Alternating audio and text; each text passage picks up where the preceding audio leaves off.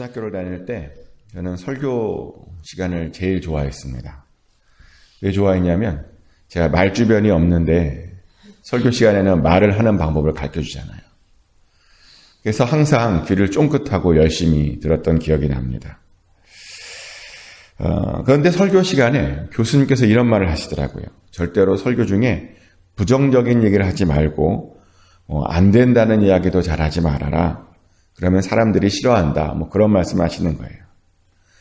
그래서 한동안 설교 중에 부정적인 이야기들을 잘 하지 않게 되었습니다. 안 된다는 이야기도요, 잘 하지 않았습니다. 근데 성경을 묵상하다가 또 열심히 보고 연구하다가 과연 그것이 맞는 건가? 그것이 성경적인 건가? 라는 그런 생각이 들었습니다. 왜냐하면 성경을 보면요, 부정적인 이야기들이 나와요. 하지 마라, 안 된다, 이런 이야기들이 굉장히 많이 나옵니다. 오늘 본문에도 그런 안 된다는 이야기들이 많이 나오죠. 심지어 그 다음 장 28장에 보면요, 부정적인 이야기들이 굉장히 많이 나옵니다. 잘못 살면요, 저주를 받는답니다. 얼마나 부정적인 이야기입니까? 근데 하나님께서는 이런 부정적인 이야기도 하십니다. 특별히 저주를 받을 일에 대해서 하시죠. 그래서 오늘은 설교 시간, 설교 교수들이 하지 말라고 하는 좀 부정적인 이야기를 좀 해보려고 합니다. 특별히 저주에 대한 이야기를 좀 해보려고 합니다. 저주가 뭔지 아십니까? 저주. 많은 사람들이 저주가 뭔지를 잘 몰라 합니다. 그러다 보니까 그냥 막연히 무서워합니다. 저주를 받으면 죽는 거 아니냐입니다. 저주를 받으면 구원받지 못하는 것 아니냐입니다. 물론 저주를 계속 받다 보면요, 구원받지 못하고 죽을 수도 있습니다. 그런데 저주란 단순히 그런 것은 아니고요. 저주란 우리가 살기가 어려워지는 것이 저주입니다. 지금보다 더 살기 어려워지고 다른 사람들보다 살기가 어려워지는 것이 저주입니다. 실제로 하나님께서 아담이 범죄한 후에 아담에게 저주를 내리시잖아요. 한번 말씀 읽어드리겠습니다. 창세기 3장 17절 말씀인데요. 아담에게 이르되 내가 내 아내의 말을 듣고 내가 내게 먹지 말라 한 나무의 열매를 먹었은즉 땅은 너로 말미암아 저주를 받고 너는 내 평생에 수고하여야 그 소산을 먹으리라. 아멘. 아담이 하나님께 범죄했습니다. 하나님께서 먹지 말라고 하는 그 열매를 먹었죠. 그래서 땅이 아담을 저주했답니다. 그래서 어떻게 됐냐면요, 수고해야 그 소산을 먹을 수 있다라고 되어 있습니다. 이것을 통해서 알게 되는 건 뭐냐면 저주란 더 어려워지는 겁니다. 평생을 다른 사람들보다 더 힘들게 살아가야 하는 것, 그것이 바로 저주입니다. 우리가 그것을 또 신명기 27장의 다음 장 28장에서도 확인할 수 있는데요. 신명기 28장을 더 읽다 보면 복과 저주가 무엇인지 아주 구체적으로 하나하나씩 나옵니다. 근데 저주에 대한 부분에 대해서 좀 읽어드리면 제가 잠깐만 28장 23절부터 28절까지 그 저주 파트만 좀 부분만 읽어드리겠습니다. 28장 23절부터 28절까지 말씀입니다. 내 머리 위에 하늘은 노치 되고 내 아래의 땅은 철이 될 것이며 여호와께서 비 대신에 티끌과 모래를 내 땅에 내리시리니 그것들이 하늘에서 내 위에 내려 마침내 너를 멸하리라. 여호와께서 내 적군 앞에서 너를 패하게 하시리니 내가 그들을 치러 한 길로 나가서 그들 앞에서 7길로 도망할 것이며 내가 또 땅의 모든 나라 중에 흩어지고 내 시체가 공중의 모든 새와 땅의 짐승들의 밥이 될 것이나 그것들을 쫓아줄 자가 없을 것이며 여호와께서 애굽의 종기와 치질과 괴혈병과 피부병으로 너를 치시리니 내가 치유받지 못할 것이며 여호와께서 또 너를 미치는 것과 눈 머는 것과 정신병으로 치시리니. 이것이 저주입니다.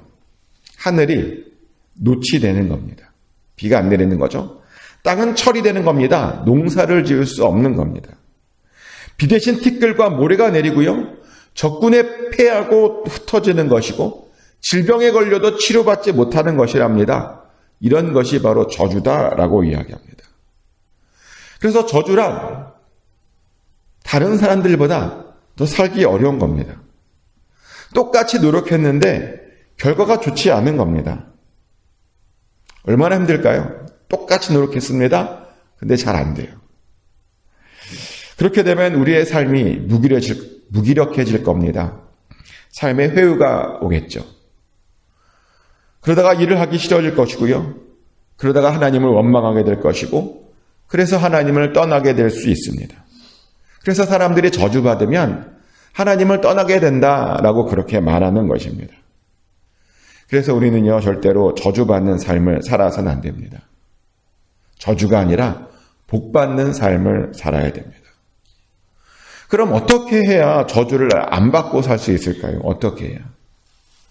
하나님께서는 감사하게도 저주받지 않고 사는 12가지 방법을 우리에게 오늘 본문을 통해서 말씀해 주셨습니다. 첫 번째 방법은 우상을 만들며 살지 않는 것입니다. 우상만 안 만들어도요, 저주받지 않게 된답니다. 근데 문제는 뭐냐면 많은 사람들이요, 저마다의 우상을 다 만들고 살고 있다는 겁니다. 그리고 자기가 우상을 만들고 살고 있는지조차도 깨닫지 못하고 알지 못한다는 것이죠. 한번 질문 드려볼까요? 혹시 하나님보다 여러분 삶 가운데 더 중요하다고 생각하는 그 어떤 것이 있으십니까? 하나님보다 더 높이 두고 있는 것이 있냐는 겁니다. 이렇게 물어보면 대부분의 사람들은 없다고 말합니다. 그런데 이 질문을 살짝 다시 바꿔보면 사람들이 고민하기 시작합니다. 예를 들어서 하나님께서 여러분들에게 여러분의 재물이나 여러분의 자녀들을 드리라고 할 때 드릴 수 있겠냐고 물어보면 그 다음부터는 좀 많은 고민을 하게 됩니다. 많은 분들의 마음이 흔들립니다. 뭐라고 말하냐면요, 재물은 안 된대요. 평생 모은 재물이랍니다. 재물 말고 다른 것을 요구하면 드릴 수 있답니다. 자식은 안 된답니다. 자식 말고 다른 것을 요구하면 드릴 수 있답니다. 그런데 그렇게 말하고 있는 것 자체가 이미 우상을 숭배하고 있는 겁니다. 재물의 우상, 자녀의 우상을 섬기고 있다는 그런 것입니다. 그리고 그렇게 섬기면 하나님께서 우리에게 저주를 받게 될 것이다 라고 말씀하고 있는 것입니다. 그 어떠한 것도 하나님보다 더 높이 있는 것이 있어서는 안 됩니다. 그 어떠한 것도 하나님보다 더 소중하게 생각하는 것이 있으면 안 됩니다. 하나님께서 원하시면 우리는 드릴 수 있어야 되는 겁니다. 드려야 우상을 섬기지 않는 것입니다. 또 하나님께서는 부모를 경홀히 여기면 저주를 받게 될 것이다 라고 말을 합니다. 부모를 경홀히 여긴다라고 하는 것은 뭐냐면 부모에게 감사하지 못하고 부모를 잘 섬기지 않는 것을 말하는 겁니다. 생각보다요, 부모에게 감사하지 않고 사는 사람들이 많습니다. 부모가 나에게 해준 것이 뭐가 있느냐입니다. 자신은 지금까지 부모님 때문에 제대로 살지 못하고 있답니다. 자신이 이렇게 고생하는 것은 다 부모님 때문이다 라고 말을 합니다. 근데 제가 자식을 키워보니까 부모는 낳아준 것만으로도 정말 대단한 일을 해준 것을 알게 되었습니다. 저는 자녀가 3명인데요. 근데 자녀를 한 명 낳을 때마다 제 인생에 2년씩 없어졌습니다. 아이가 생길 때부터 전쟁이죠. 저희 아내는 입덧을 굉장히 심하게 했는데요. 아이가 뱃속에 있으면 정상적인 생활을 할 수가 없습니다. 그냥 누워 있어야 되는 거죠. 먹지도 못하고 아무런 일도 하지 못하고 10달 동안 그냥 누워 있어야 했습니다. 그래서 빨리 태어나기를 바랬는데 태어나면 또 새로운 문제가 시작하죠. 밤낮이라도 바뀌면 같이 잠을 못 자는 겁니다. 밥이라도 안 먹으면 또 그 마음고생, 그냥 고생이 고생입니다. 아이를 키우는 것이 보통 어려운 일이 아니라는 겁니다. 그런데 그런 부모의 은혜도 모르고 고마워하지 않는다. 그것은 저주를 받아도 쌉니다. 그래서 하나님께서는 부모를 경홀히 여기는 자들은 저주를 받게 된다라고 말씀하셨던 겁니다. 또 이웃의 경계표를 옮기는 자도 저주를 받게 된답니다. 경계표가 뭐냐면요, 이웃의 땅과 내 땅 사이에 있는 어떤 땅의 표식을 말하는 건데요. 근데 어떤 사람들은 자기가 더 많은 땅을 가지려고 밤에 몰래 가서 그 경계표를 옮기는 사람이 있다는 겁니다. 남들은 피해를 입든 말든 남들은 손해를 보든 말든 일단 내 배만 부르면 된다라고 생각하는 그런 사람들이 있다는 것이죠. 근데 그것은 아주 심각한 범죄입니다. 나만 잘 살면 행복한 겁니까? 내 주변은 다 가난해지고 나만 잘 먹고 잘 살면 그것이 행복이 되겠습니까? 아니요. 절대로 행복하지 못한 일입니다. 진정한 행복은요, 나도 잘 되지만 내 주변 사람들도 잘 될 때, 다 같이 잘 될 때 느끼는 것이 행복입니다. 그래서 다 같이 잘 되는 것이 하나님의 뜻입니다. 그래서 우리는 다 같이 살기 위해서 배려해야 되는데 경계석을 옮긴다. 그것은 저주를 받는 일입니다. 또 맹인에게 길을 잃게 하는 자도 저주를 받게 될 것이라고 하나님께서 말씀하십니다. 맹인에게 길을 잃게 하는 사람들은 도대체 어떤 의도로 자꾸만 그 맹인의 길을 잃게 하는 것일까요? 재미있으라고 하는 것일까요? 아니면 정말 맹인이 죽으라고 그러는 것일까요? 근데 그런 사람들이 있어요. 재미로, 아니면 죽으라고 어려운 사람들을 돕지 못하고 어려운 사람들을 더 어렵게 만드는 그런 사람들이 있다는 겁니다. 요즘 말로 사이코패스라고 하죠. 그런 사람들을. 재미로 막 사람들을 괴롭히는 사람들. 근데 당황스러운 것은요, 사람들이 사이코패스니까 그럴 수 있지, 그런 생각도 해요. 사이코패스니까 그런 일을 할 수 있는 거래요. 이게 얼마나 무서운 생각입니까? 사람들이 잘 모르는데요, 사이코패스도 교정이 가능합니다. 연습하고 훈련하면 정상적인 삶을 살 수 있습니다. 그래서 어떤 일이 있어도 재미로, 또 그냥 사람들을 괴롭히게, 그런 사람들이 있게 만들어서는 안 됩니다. 우리도 그렇지 않아야 되고요. 어떠한 사람도 그렇게 해서는 안 된다는 겁니다. 그것은 하나님께서 저주를 내리시는 그런 일이라는 것입니다. 또 우리는 객이나 고아나 과부의 송사를 억울하게 하지 말아야 됩니다. 만약 그렇게 하면요, 하나님께서는 그런 자들에게도 역시 저주를 내리신답니다. 근데 이것은 뭐냐면 사사들이나 왕이나 제사장들이나 선지자들에게 하는 경고입니다. 왜냐하면 재판은 그런 자들이 하는 거거든요. 사실 리더가 타락하면 그 사회는 소망이 없습니다.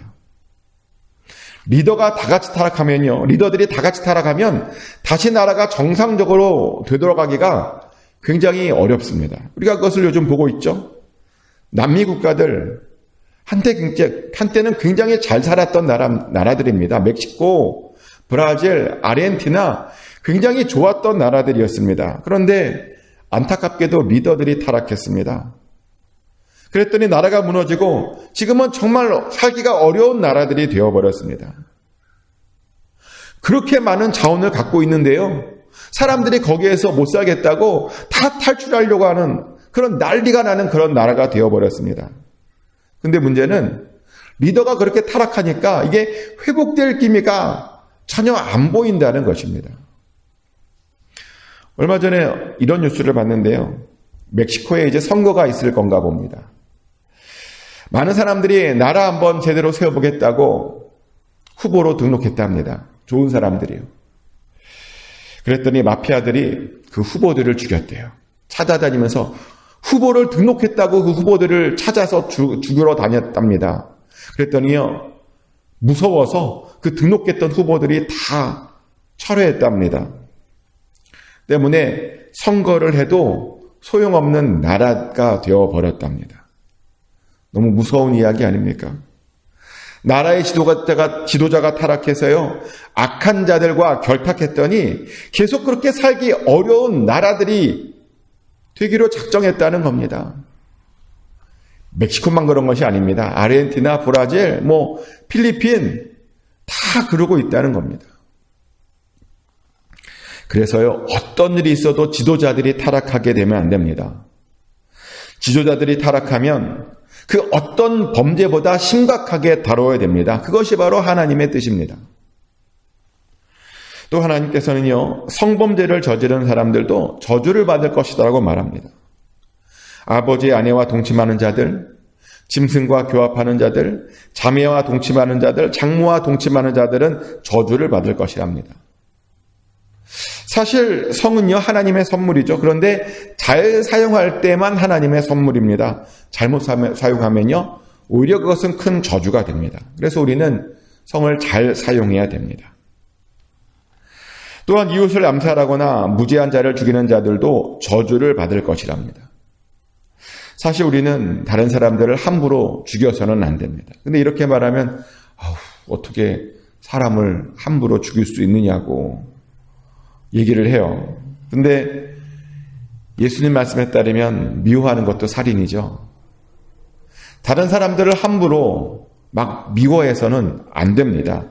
미워하는 것도 살인하는 죄와 똑같은 죄라고 예수님께서는 분명히 경고하셨습니다. 그래서 우리는 우리 이웃을 미워하면 안 됩니다. 아무 죄 없이 그냥 막 나랑 안 맞는다고 내 의견과 틀리다고 미워해서는 안 됩니다.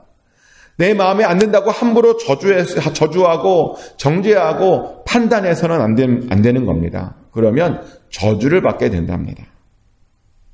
그리고 그렇게 되면 힘든 인생을 살게 된답니다. 아무리 노력해도요, 거둘 수 없다는 겁니다. 다른 사람들보다 더 힘든 인생을 살게 된다는 겁니다. 쉽게 살고 싶으십니까? 풍성하게 거두고 싶으십니까? 하나님의 복을 받고 싶으십니까? 그러면 우리는 이웃을 어떻게든 사랑해야 됩니다. 미워하는 것이 아니라 이웃을 어떻게든 사랑하려고 노력해야 됩니다. 그것이 하나님의 뜻입니다. 제가 12가지 저주받지 않는 방법에 대해서 말씀드렸습니다. 저주받지 않는 방법 쉬울 수도 있고 어려울 수 있습니다. 근데 어떻게든 우리는 저주받지 않는 방법을 선택해야 됩니다. 오늘 들으셨던 말씀 잘 기억하십시오. 기억이 안 나면 다시 한번 집에 가서 이 말씀을 묵상해 보십시오. 그래서 저주가 아니라 복을 받는 삶을 사시길 축복합니다. 그래서 나중에 예수님 앞에 섰을 때 자랑할 수 있는 그런 삶이 되시기를 예수 그리스도 이름으로 축복합니다. 하나님 크신 사랑